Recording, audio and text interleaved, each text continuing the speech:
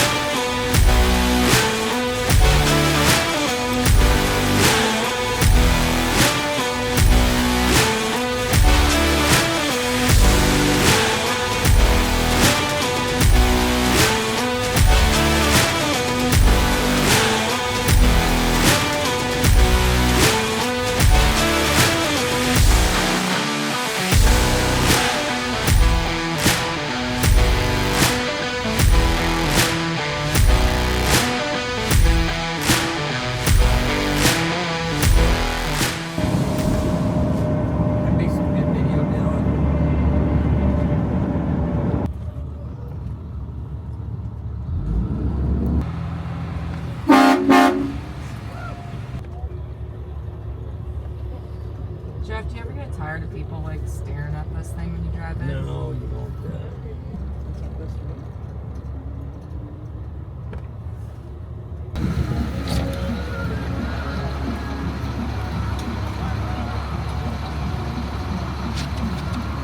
Exploit the matchup. Well, Miami can do it all. You've already seen that. Communication in the secondary. No coverage busts.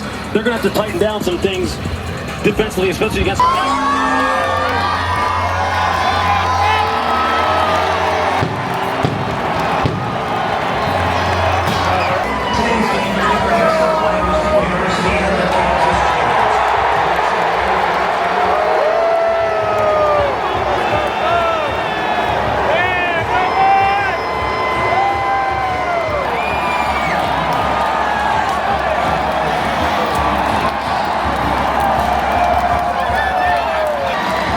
Touchdown, baby, touchdown.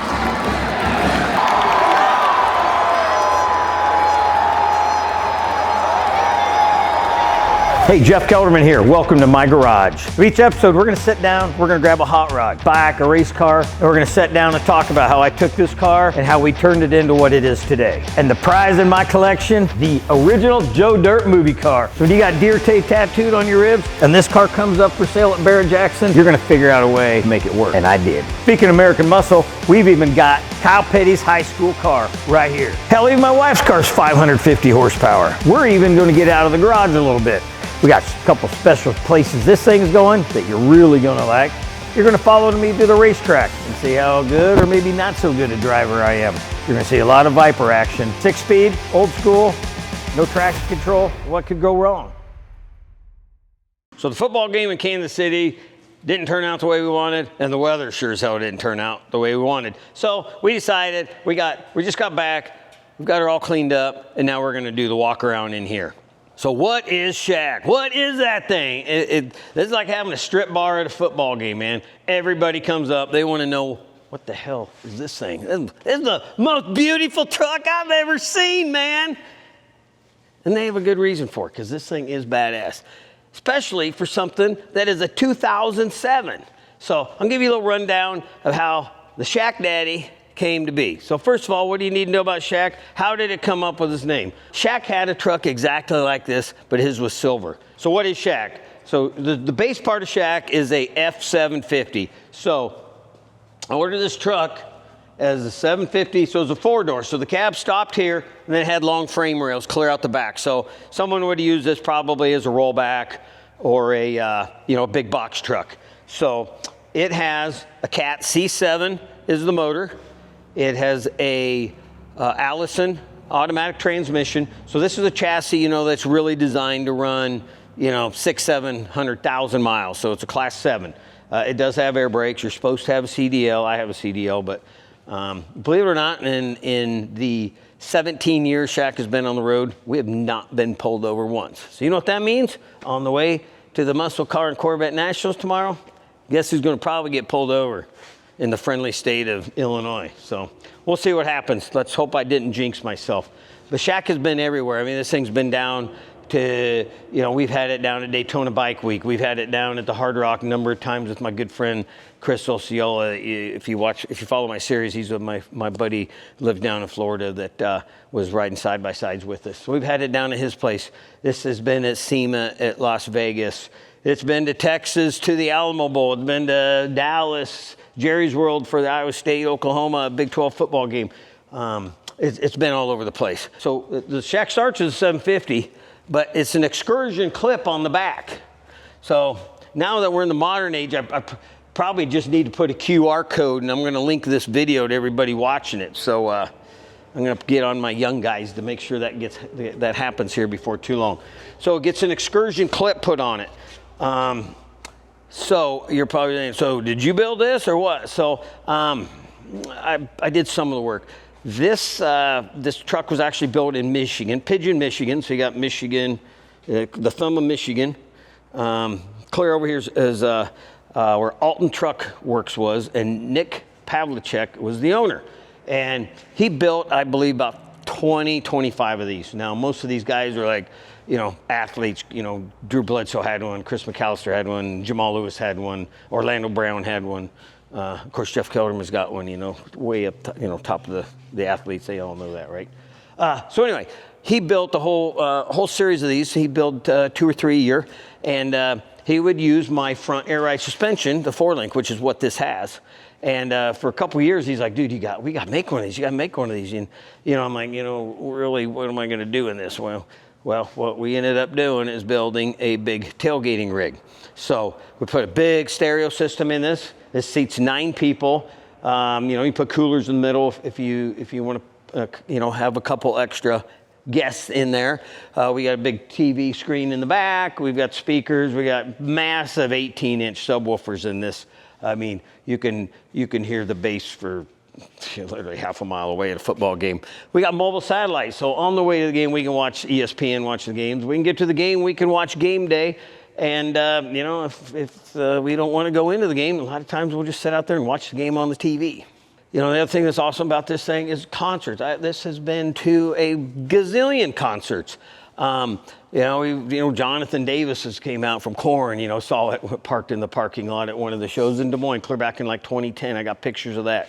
I think, my buddy Aaron Lewis, he comes out to, plays at Sturgis. He's been in SHAQ, and we'll go backstage at the Buffalo Chip. We've had a backstage, at Aaron this year. We had a backstage at Kid Rock. We had a backstage at Jelly Roll this year. So, once you get the people at the backstage get familiar with SHAQ, it's just kind of roll it in. That's what's awesome about having a cool truck like this. So getting back to some of the other things that we did on this, the front tires are massive. These are 385, 65, 22.5. So these are big floats. These are Michelin's. We got a few miles on these, but they're holding up really well. And the back are a really odd size. So these are 315/80 22.5s, but these are the Michelin's that are siped. So these are really snow tires for semis, but the tires we had on before were terrible in the snow. This thing was useless. Ask Jason about getting caught with the featherlight behind this and just a little bit of snow. He couldn't go anywhere all day. So we put these Michelin's on the back, and with that siping snow tire action, this has turned us into a snow bunny really quick. Only when it needs to be, because usually it sets in doors all winter, but once in a while we might go to a concert or something in January, February and get caught on snow on the way home. So a couple other cool things about this. Well, there's a lot of cool things about this. So we're going to start at the front. So Alton made these front bumpers. These are fiberglass. I put a set of rigids in here, just little square rigids, and a 20-inch here. That way at night we can get a little better view. These are actually, they used to come back in 07 with square headlights, 2 square headlights, just work truck, nothing fancy. But Alton would cut these out and put F-150 headlights in it, which gave it a lot more streamlined look. Now, one of the coolest thing about SHAQ, and pretty sure I'm the only guy that's done this on these 750s, is we're having this painted over in Knoxville, Iowa at DeVore, and the guy called me and he's like, hey, I got an idea. And I'm like, what's that? He goes, you know, we got a Mustang in here we're painting, which again, been 07. He goes, we were just sitting here looking at, and we laid the hood on top of the hood of the truck, and we believe that we can fiberglass that in, and that's going to give this a look like the roof is actually chopped. And the other thing it does is it covers up the windshield wipers, and you know, so it takes the normal hood line like this and brings it up like this, gives it that freight train look that if you're driving and you see the SHAQ Daddy in the rearview mirror, it's a very intimidating. So that's just a Mustang GT hood. They've cut this out though so you can pull forward, but this is shaved in, and that's what covers up the wipers, and that's what gives this thing a look like it's chopped. Another thing that was a big deal, you know, we're going time travel here. 2008, you know, Ford had just come out with these square mirrors. You know, before this actually would have the big semi-style mirrors, you know, that were chrome or stainless, and they had all the shit coming off of here and all kinds of, it looked like a little jungle gym on the side of your, you know, old school semi stuff. So we took all that off. Well, I didn't, Nick and his crew did. Took this off and put the 08 mirrors in it, and man, that was a big deal because these mirrors back then were like $1,200 each. I mean, that was big money in 08, but totally gave this a newer look in 07, whereas the older trucks like the 05 and 06s that he had built would have had the old truck mirrors that were more rounded. So that was really cool. And then he put the Recon side pieces in to give it that blacked out look. Now, a couple things, you know, besides our front air ride suspension, a couple things that we did that kind of separated us from the other guys is we actually, me and a couple of guys from the shop, laid out these side skirts, and we actually made the prototypes from metal. So got a picture of it that you're looking at right now of how this was setting out of the shop when we made these out of metal. And I sent them up to Nick, and then Nick had fiberglass molds made, so he made you know, the trucks 08 and newer when he was building them. Then he used these side panels. Otherwise, all the other trucks would have big polished stainless steel fuel tanks that really gave it a semi, you know, tractor trailer look.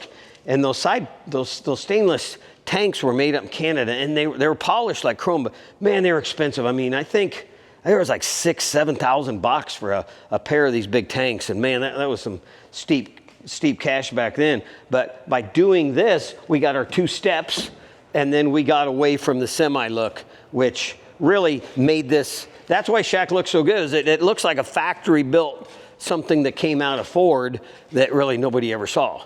So we were talking how, you know, this came out as a 4-door. So as you'll notice also, there's no door handles here. So we shaved the door handles. It's just poppers that you can open to look inside. But you come around to the back, I had a buddy's dad who built street rods, was really good with metal and a roller and English wheel. And we actually made this rear bumper out of metal, and Nick ended up making these out of fiberglass too. So he had the front bumper out of fiberglass. He had the fenders made out of fiberglass, you know, and these are cut because obviously you got a dually, you know, and so you gotta pop the door, you know, to get in. So without door popper, you cannot get in this. So you don't want to lose it. I locked these keys in one day at Rapid City, South Dakota. I'm going to see if I can find the pictures. I'm going to have to go through a lot. I had to crawl in between the TV and back to get back in here to unlock the door. Oh man, we were in the fuel lane at the Flying J for, I'm not kidding, it was like a half hour just to get the keys out. So yeah, you don't do that. I always have 2 to 3 sets of key fobs with me at all times. Keep one in the pocket.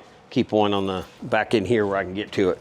But anyway, getting back to designing the this rear bumper, you know, besides just having this flat bumper back here, we put this insert in here so we could kind of recess the license plate. We got a backup camera right here, which is handy, especially when you're hooking on hitches, because this is a 26,000 GVW vehicle, so I can pull my stacker, you know, to the racetrack if I don't want to take. You know, take the Peterbilt We can pull, you know, we use it mostly though to pull the Featherlight so we can run back and forth to car shows now with the Joe Dirt car.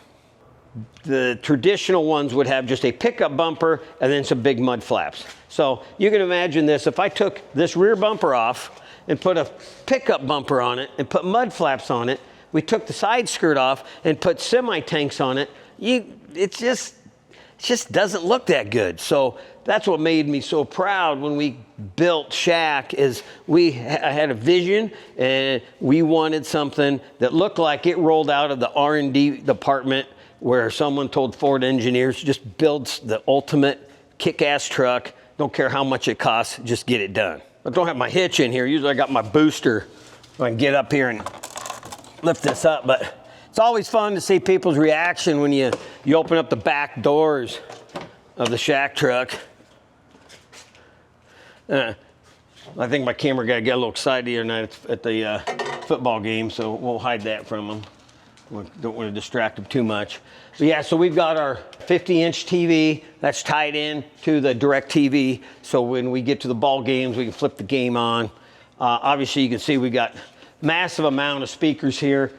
Just like all those trucks I built, the GTX and the Superbird. Phoenix Gold is a huge sponsor of ours back in the day. So we have all Phoenix Gold in this. I think if you count every individual tweeter and speaker, I think we have 52 or 56 speakers in here. But anyway, between the doors and the center and in the back. And then this is a big subwoofer box here with a pair of 18s. These 18s were built up in Newton. The company's out of business now, but I know the engineers are still around. Elemental Designs. So we had problems and we were blowing up. We had like 312s in here, and we were blowing these things up all the time, because there was a stretch there where, I mean, SHAQ was getting out a couple times a month, maybe 3 times. We were going to concerts, we were going to football games, we were going all over the place. And back when I was younger and could still watch the sun come up. We ended up, Jason Shalamany, who's worked for me for years, Donger, also known as Donger, he hooked me up with these guys in Newton, and I sat down and said, look, you got to build us something that's not going to blow up. So they built a set of 18s for us. And they measured the box out so they could, biggest box they could fit in this enclosure. So it goes in and sat down. Well, those 18s lasted, they're like, you won't blow these up. Well, guess what? Yeah, we were blowing them up. And they got sick of replacing them. So finally I said, dude, just make me something that is never going to break. Here's what they made me. Yeah, look at that. Look at the magnets on these things. I mean, that's a 20-ounce soda bottle there, and the magnets are damn near as tall as that. Well, guess what? We have never blown one of these big boy 18s up. So we got 1,200 watt Phoenix Gold amp on each one of the subs, and then we got 4 other 4 channels that runs the rest of the system. I got a little gauge here. I can monitor my voltage. We used to shut it off at the games and we'd watch it, and then once it got below 11.5. So we have battery isolators. You got 2 batteries for the truck, and then we have 6 batteries for the stereo. That's the right ratio, right? So we can actually isolate them. If the battery voltage gets low on the batteries that are running the stereo, we can fire it up and charge it up. But problem is, when you do that, man, it causes the direct TV to reboot. It takes 5 minutes, so we just leave the thing run all day when we go to the tailgate. So there's used to be days we get up 6 in the morning, go to a football game. It wouldn't shut off until midnight. So SHAQ's got as much idle hours on it as it does run time. And believe it or not, even though for something that's 17 years old, we just cracked 140,000 miles. Obviously back here in Iowa right now, but we keep it out at our place in Deadwood. And it's just perfect for, you get Sturgis. We're going to concerts every night. We got 8, 10 of us. One guy each night takes turn being a DD, and the rest of us can just ride around and get to where you're going safely and without any issues. So the interior SHAQ's nothing's too crazy up front. You just got your normal cockpit of a Super Duty. All the 250s on up would have been the same. We did do the carbon fiber inserts, but we got the big Alpine screen here. It's kind of cool because it can be set up to watch, have the game on. Of course, you got your eyes on the road, but you got the game on, you can listen to it. Then we got our control panels on here. So we got our vents, we got our light switches for the lights up front, our battery oscillator. We got the 3rd door switches here. We've got the switches for the hatch for the windshield wipers. We got your defrost. We got rear air conditioning unit in here too. So you've got your front half and then your back half because it's too big. There's no way air conditioning in this black truck can keep up with just the front. So we have the unit in the back like an Excursion. We've got all these are our lights for our dome. Let me shut this door and I'll turn the ignition on here. So our lights, our LED lights are, after 17 years, are a little flashing. One of these days I'll get around to changing those out. But we got a monster air horn on here to let everybody know to get the hell out of the way. Scared the camera guy out there. But well, what we do now is we run, so we used to run an old school iPod. I thought it might be in here. This like version 1. And what I would do is I would go on iTunes. I'd download all these videos. So we had like 200 videos, and then we'd plug it in, run it through the stereo, and then run it through all the TVs. So when we were driving around, we just had a bunch of music videos playing for all the TV screens. Now what we do is we just leave it on TV with a ball game, and then I'll run everything through my iTunes. So we got rid of the videos. And just that way, because after 200 videos, you kind of get sick of listening to the same stuff over and over and over and over. So now I can listen to anybody. You want someone to say, hear a Hank Williams Jr. song or a Kid Rock or an AC/DC. You know, we're not, you can kind of tell the type of music we listen to in here. But, you know, sometimes my wife wants to listen to some, oh, hell, what she want to listen to? Some Big and Rich or Luke Combs or something like that. But with the iTunes, now, man, you got every song you can imagine. You can just play it so quick. But, yeah, I mean, it's really easy to drive. You just hit the parking brake, air brake in and hit D and you drive. The little growling sound now you hear is the satellite trying to track, even though we're inside. But this thing, as big as it looks, it's the same length as a 4-door dually pickup. So it's just a little over 20 feet long. So that's what people don't realize. Yes, it's a huge truck, but it's not any longer than that. So you can still park in the parking spot when you go to a football game. But the biggest thing about this is this wide axle is turns on a dime. So you can flip a Yui on a 4-lane, you know, in town, and if you miss your turn, you can flip around, and it's very agile for as big as it is. So another thing I forgot to mention, when Nick built these, he would build a framework and put the body on, and so there's a pivot point up front, and then at the back, he's got airbags, okay, throughout the chassis. He's got a panhard bar, just like you'd have on the front of an axle on a 4-wheel drive truck. He's got shocks, and so what we have is we have air ride cab. We have factory air ride on the rear with the big airbags, so you got air ride, and then you also have the Kelderman air ride on the front. So we've got front, rear, and chassis on air ride. So the ride on this is phenomenal because you know if we're gonna rip down to San Antonio for the Alamo Bowl, you know, when Iowa State played Washington State down there, I mean we're gonna haul ass down there. You don't want to be riding in something that rides like a dump truck.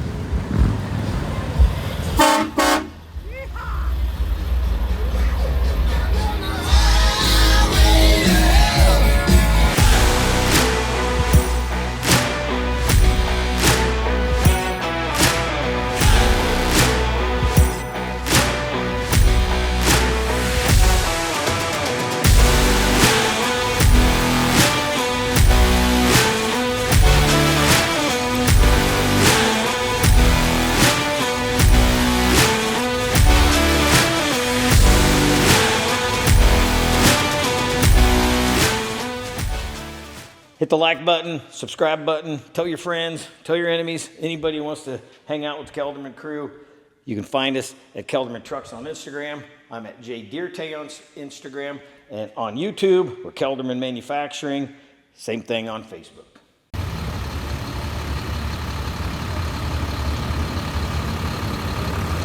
how we roll, baby.